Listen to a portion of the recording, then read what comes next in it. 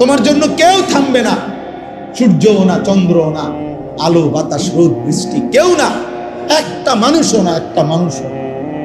এ দুনিয়া বড় স্বার্থপর, বড় স্বার্থপর। এজন্য বাপ আপনাদেরকেও বলি, যুবক তোমাদেরকেও বলি, তুমি নষ্ট হয়ে গেলে শেষ পর্যন্ত মনে রেখো তোমার জন্য কেউ থামবে না। আপনাদেরকে বলি বাবা, স্ত্রী সন্তানের জন্য যদি আপনি হারাম উপার্জন করে জীবনটা শেষ করছেন, কোনোদিন পাবেনও নাই। সুদের টাকা, কিস্তির টাকা, হারামের টাকা, ওজনে কম দেওয়া, ধোকাবাজি, প্রতারণা করা উপার্জন করা দরকার ছিল না। আমনের কলজার মধ্যে শয়তানে বসায় দিছে যে বউ বাচ্চার লাগে এগুলা করতেছো, করো না রে বাপ, খোদার কসম এরা মনে রাখবে না, এরা মনে রাখবে না, এরা কোনোদিন বলবে না, এরা মনে রাখবে। দুপুর বেলা জানাজা হইছে, আসরের পরে জানাজা হইছে, কানছে 2 ঘন্টা 4 ঘন্টা, জি ফুট নাতি নাতনি স্ত্রী সন্তান। ওই দিনকেই এশার নামাজের পরে দেখা যাবে এরা সবাই পাশের বাড়ির থেকে ভাত তরকারি রান্না আনছে, এরা খানা খাইতেছে, এরা গোশত খায়, মাছ খায়, ডাল খায়, সবই খাইতেছে এরা। তেরা না কানছে অনেক, ওই কানছে আর কি। এজন্য আমি নিজেকে বরবাদ করে, আমার কবর, আমার আখিরাতকে নষ্ট করে আমি আমার স্ত্রী সন্তানকে হারাম খাওয়াইতে হবে, খোদার কসম এটা কোনো মুমিন করতে পারে না। বর্তমান সময় মানুষের ভিতরে গুনাহের প্রবণতা, আল্লাহর নাফরমানির প্রবণতা মাত্রাতিরিক্ত, মাত্রাতিরিক্ত। মানুষ যেন বানের পানির মতো, বন্যার পানির মতো বাঁধ ভাঙ্গা আল্লাহর নাফরমানির প্রতিযোগিতা করতেছে। ঘরকে ঘর, ঘরকে ঘর, ঘরকে ঘর। এক সময় তো শুধু টেলিভিশনের সামনে সবাই দেখতো, এক সময় তো নির্দিষ্ট সিনেমা হলে গিয়ে দেখতো। আজ এই বড় মোবাইল, এই আধুনিকতার এই যুগে আইসা প্রত্যেকের হাতে হাতে মোবাইল, ছোট বড়, নারী পুরুষ, এমন বহু স্বামী স্ত্রীও আছে এই যে একসাথে ঘুমাইছে, শুইছে একসাথে, ঠিক আছে, কিন্তু কারো মধ্যে কোনো ব্যক্তিগত কোনো আনন্দ, কথাবার্তাও নাই। দুইজনের দুইটা মোবাইল, উনি উনারটা দেখতেছে, বেরিয়ে বেডিরটা দেখতেছে, এরই মধ্যে দুজনের ঘুম চলে আসছে। অর্থাৎ মোবাইল আপনজনকে পর্যন্ত কেড়ে নিছে, ব্যক্তিগত আবেগ ভালোবাসাও কি করে নিছে। আপনি যেই কোনো দূরপাল্লার বাসে চড়েন, দেখবেন যে আমি বহুত দেখছি, এই বাসের আগে বাসে পরিচয় হইতো, কথা কথায় মানুষে হইতো যে কথা কথায় আমার আত্মীয় হয়ে গেছে, এরকম বলতো। এখন আর কেউ কারোর সাথে কথা বলে না, প্রত্যেকের মোবাইলে এতটাই ব্যস্ত।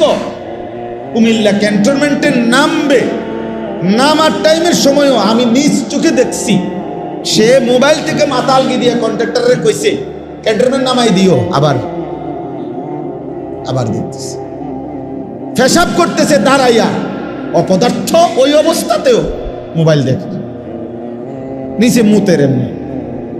এটা কি গায়ে মুতে না মাই রাস্তাত মুতে, এত কিছুর দরকার নেই, মোবাইল টিপতেছে। 24 ঘন্টা জিন্দগি ভাবে আমার। তাহলে এইভাবে নাফরমানি, আল্লাহর অবাধ্যতা মাত্রাতিরিক্ত, মাত্রাতিরিক্ত। বেনামাজি সব যুগেই ছিল,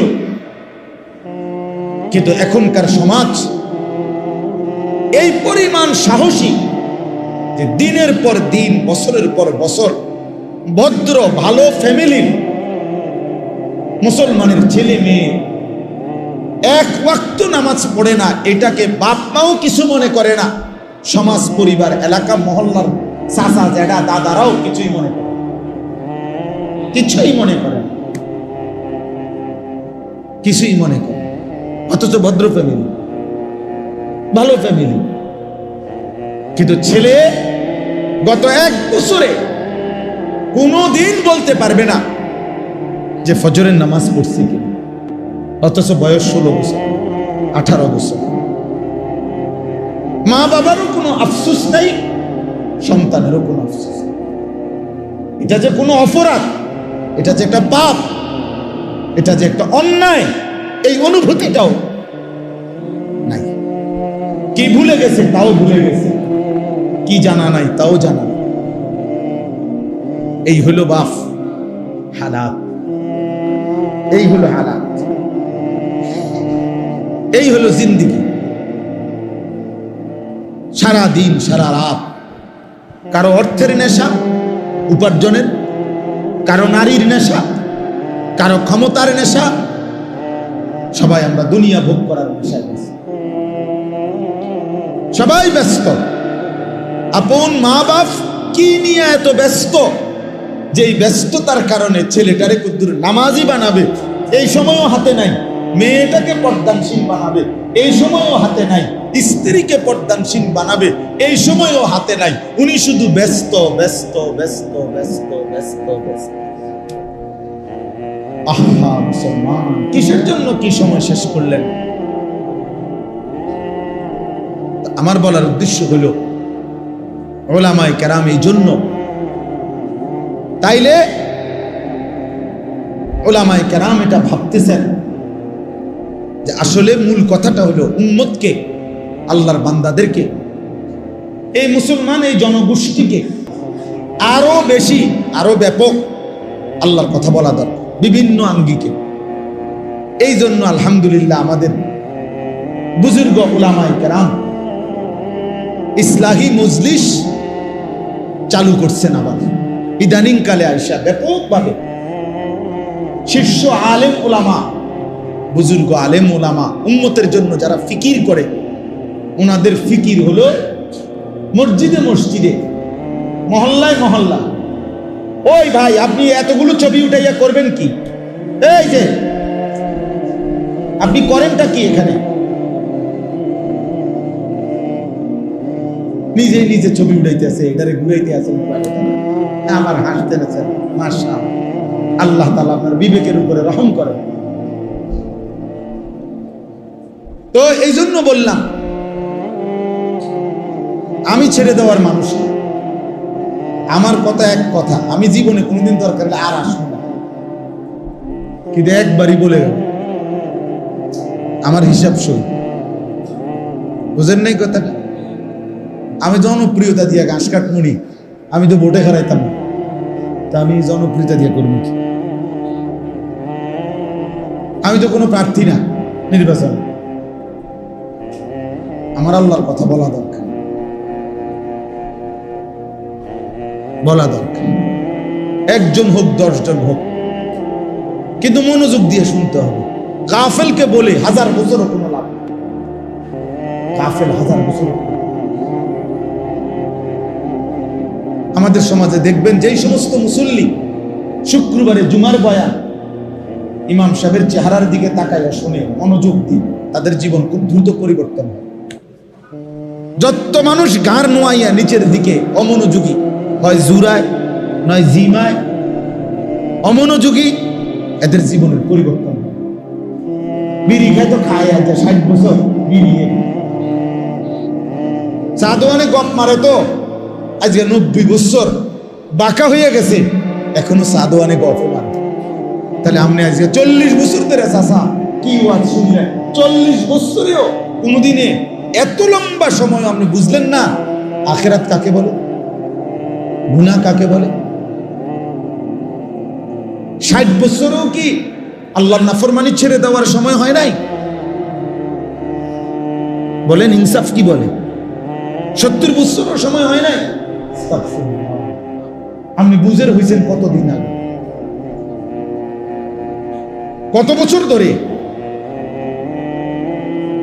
তো এজন্য বললাম ওলামায়ে কেরাম বুজুর্গানে দ্বীন ভাবতেছে, চেষ্টা করতেছে, মসজিদে মসজিদে, মাদ্রাসায় মাদ্রাসায়, মহল্লায় মহল্লায়, মাসিক হোক সাপ্তাহিক হোক, আরো বেশি আল্লাহর কথা বলা হোক। ইসলাহি মজলিস, সংশোধন। ইসলাহ মানে সংশোধন, উম্মতের সংশোধন, মানুষের সংশোধন, ব্যক্তির সংশোধন।